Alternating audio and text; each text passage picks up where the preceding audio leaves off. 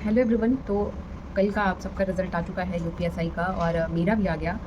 मेरा भी वही हाल हुआ जो बाकी सारे बच्चों को हुआ, जिन्हें बहुत ज़्यादा उम्मीद थी इस एग्ज़ाम से। मुझे बहुत ज़्यादा उम्मीद तो नहीं थी एग्ज़ाम से, पर इतना तो पता था कि कम से कम फिजिकल के लिए मेरा नाम होगा, और मेरा भी नहीं हुआ इसमें सिलेक्शन, ना ही फिजिकल के लिए। फाइनल तो बहुत दूर की बात है।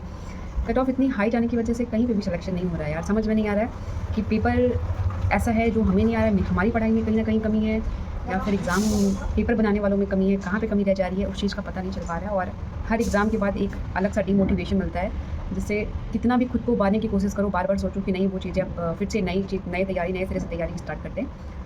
फिर वहीं आके हम खड़े हो जाते हैं इतनी तैयारी के बाद भी। ऐसा है कि इतनी फोकस तैयारी की थी, मतलब सिर्फ सिलेबस टू सिलेबस चीज़ें पढ़ा हुआ था। ख़राब तो वहीं पे हो गया था एग्ज़ाम, जब पेपर इतना ईजी आया हुआ था। उसी टाइम लग रहा था कि हाँ एग्ज़ाम नहीं होने, मतलब बेकार ही स्कोर कट ऑफ हाई जाने वाली है, ऐसा लग रहा था। पर इतना हाई चली जाएगी इस चीज़ का मतलब बिल्कुल अंदाज़ा नहीं था। कि हमें ये पता था कि मेरा पहले 136 क्वेश्चन सही था, फिर बाद में आंसर की आई और मेरा 134 क्वेश्चन सही हुआ। उसके बाद भी मुझे ऐसा लग रहा था कि 134 क्वेश्चन आसानी था यार, ठीक था। 134 क्वेश्चन मतलब 160 में 134 क्वेश्चन सही होना मतलब बहुत आसान बात नहीं है। सही था, सब कुछ सही था। फिर मेरे मन में ये था कि हाँ फाइनल सिलेक्शन में मुझे दिक्कत होगी। मैं दिक्कत की बात कर रही हूँ, सिर्फ दिक्कत हो सकती थी मुझे। लेकिन यहाँ पे तो मेरा डीबीपीएसटी के लिए भी सिलेक्शन नहीं हुआ। तो मुझे ये चीज़ लगा है कि मतलब क्या इतनी पढ़ाई में कमी थी कि सिलेक्शन 370 वालों का हुआ। हम जानते हैं हमारा मैक्सिमम और 400 का है। 400 में से 370 लाने वालों का सिलेक्शन हो रहा है। भाई कहाँ से पढ़ाई कहाँ गई, कहाँ है ये सब सारे कंपटीटर? क्यों नहीं मेरे दोस्तों? मैं आपको बताऊँ, मेरी जानकारी में जितने मेरे दोस्त थे, जितने मतलब मेरे साथ पढ़ने वाले यूपीएसआई के एग्ज़ाम देने वाले जितने लोग थे, उनमें से किसी का भी मैंने सुना ही नहीं कि उनका सिलेक्शन हुआ है। एक लड़की है, उसने बोला जब वो अपना आंसर दिखा रही थी मुझे, मतलब मुझे उसने अपने आंसर की के बाद अपने स्कोर बताए थे। तो उसका था कि 138 क्वेश्चन सही हो रहा है। वो शायद ओबीसी से है। तो उसने मुझे बताया था कि 138 क्वेश्चन सही हो रहे हैं, और वो कल मुझे बता रही थी कि उसका डीबीपीएसटी के लिए हो गया है। और पता नहीं वो मुझे याद नहीं है कि वो कौन से सेक्टर में थी, नॉर्मलाइज मार्क कितने मिले उसको, ये चीज़ मुझे जानकारी नहीं है।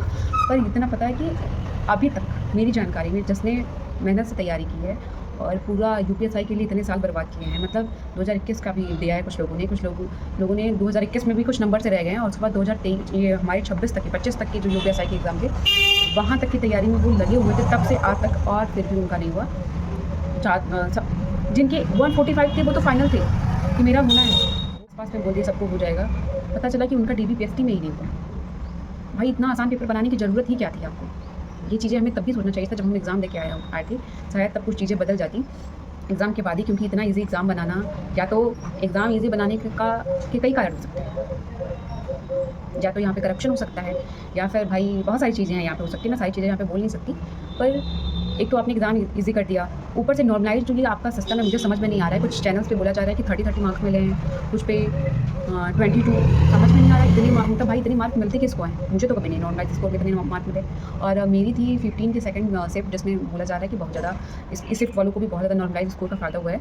तो पता नहीं कितना फ़ायदा हुआ, स्कोर कार्ड तो कुछ मिला नहीं है। दूसरा तरीका इन लोगों का, एक ये मुझे सबसे बेकार लगता है कि इन लोगों ने जो एक तरीका निकाल के रखा है कि फाइनल रिजल्ट के बाद ये लोग स्कोर कार्ड दिखाएंगे। क्यों भाई? कॉपी आपने, ओमर सीट आपने चेक कर ली, स्कोर सबके पता है आपको, तो फिर एक स्कोर कार्ड जारी करने में आपको क्यों दिक्कत होती है? आप तुरंत जारी करिए स्कोर कार्ड, रिजल्ट के साथ जारी करिए। रिजल्ट के साथ आप ये बता देते हैं कि डीबीपीएसटी कब है, कितने लोग सिलेक्टेड है, उनके रोल नंबर उनके नाम आप दे देते हैं, तो फिर इसको देने में क्या दिक्कत है? तो ये मुझे लगता है ये सारी चीज़ें एक बहानेबाजी हैं आयोग की। जो भी आयोग क्या इसमें क्या साजिश कर रहा है या क्या करना चाहता है, मुझे इसके बारे में नहीं पता। पर ये एक ऐसा रिजल्ट है जिसने हम सबको, मतलब मैं रियली बता रही हूँ, आप मेरी पुरानी वीडियो पे जाके देखिएगा, मुझे बहुत ज़्यादा उम्मीद नहीं थी इस एग्ज़ाम से। सिर्फ मैं इस एग्ज़ाम को इसलिए दे रही थी कि मेरे आसपास में मेरे घर वालों को एक मैं भरोसा दिला पाऊँगी कि हाँ मैं एग्ज़ाम क्रैक कर सकती हूँ, वो एग्ज़ाम क्रैक कर सकती हूँ जो हमारे आसपास के लोग, पढ़े लिखे लोग करते हैं। और भाई ये दरोगा जी की जो वैकेंसी होती है ना, इसकी पॉपुलरिटी इतनी ज़्यादा है, मतलब अगर आस-पास में कोई जान जाता है ना कि उनकी बच्चे ने, उनकी लड़की ने इस एग्ज़ाम को निकाला है, तो आस-पास शोर हो जाता है। सिर्फ इसलिए मैंने इस एग्ज़ाम को दिया था। मुझे वैसे भी पापा को मेरी ये जॉब पसंद, पहले से ही बोल रहे थे कि क्या करोगी ये करके, लेकिन मुझे नहीं पता था कि मुझे ये मिलेगी ही नहीं। मैंने कहा इसको ठुकराना था, इसने मुझे खुद ही ठुकरा दिया। वही नहीं मेरा सिलेक्शन था इसमें, डीबीपीएसटी में नहीं हूँ मैं सेलेक्ट। 370 नंबर गए हैं यूआर के कट ऑफ मेल के, बताओ 370, 400 की आपके 400 पूरा टोटल स्कोर है, आप 370 डीबीपीएसटी के लिए दे रहे हैं। इसका मतलब आपको समझ में आ रहा है? अगर 10, 12, 15 नंबर जोड़ा तो 385 नंबर हो जाएंगे। 400 में से 385 पर अगर आप किसी एग्जाम में फाइनल सिलेक्शन लेते हैं तो बच्चा उस एग्जाम की तैयारी करना ही छोड़ देगा।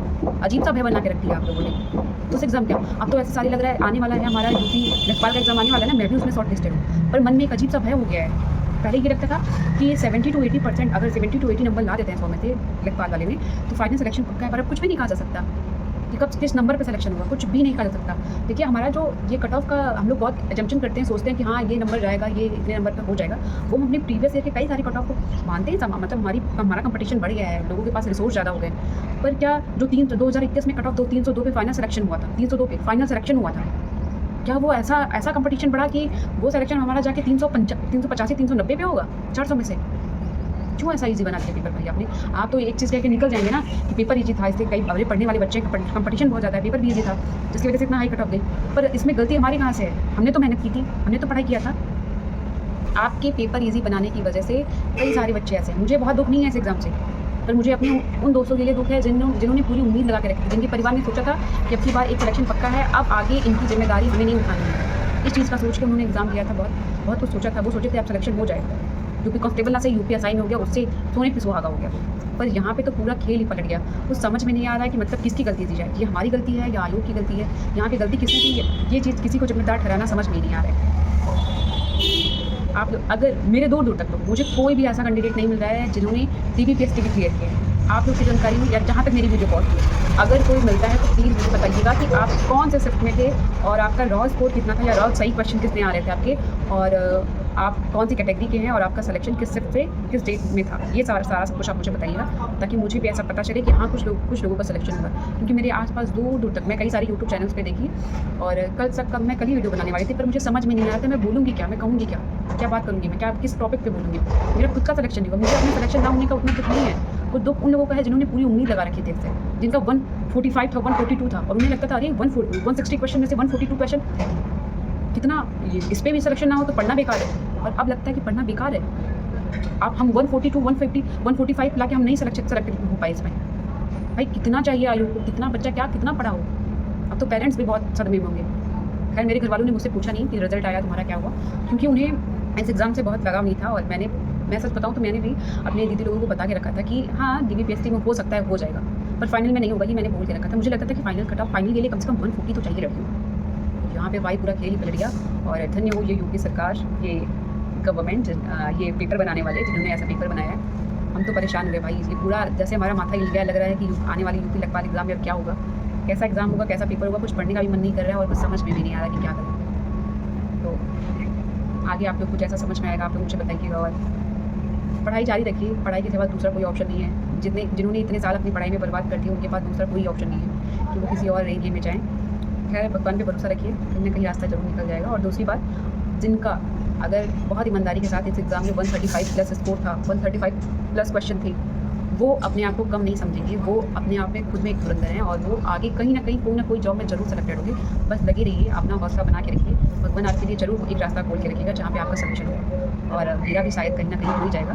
तो अभी के लिए आप सबके साथ मेरी गुड विशेस हैं और मेरे खुद के साथ हैं। बाकी आगे देखते रहेंगे क्या होता है, और जैसी अपडेट आएगी मैं आप लोग को इन्फॉर्म करूँगी।